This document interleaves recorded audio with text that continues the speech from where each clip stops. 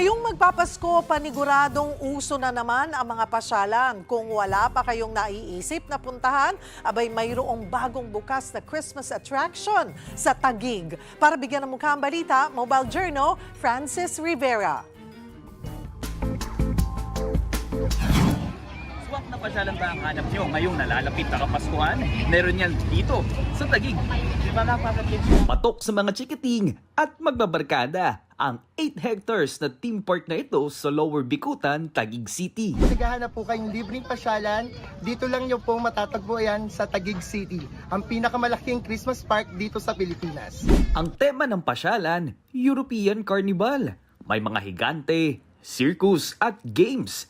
Hitik din sa mga pailaw ang paligid. Heto pa, free entrance at free parking na, may free concert pa.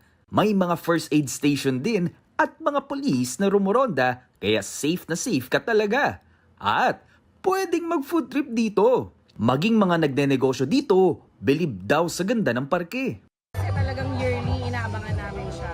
So habang tumatagal, mas lalo siyang dumadami based on our experience na din. Tapos syempre yung park din kasi mas pinaganda pa siya ng city government. Bukas ang pasyalang ito 5 p.m. hanggang 10 p.m. mula Linggo hanggang Huwebes. At 5 to 11 p.m. naman kapag Biyernes at Sabado. At may enjoy ito ng publiko hanggang sa January 11. Mga kapatid, Mobile Journal Francis Rivera po, hatid ang mukha ng balita.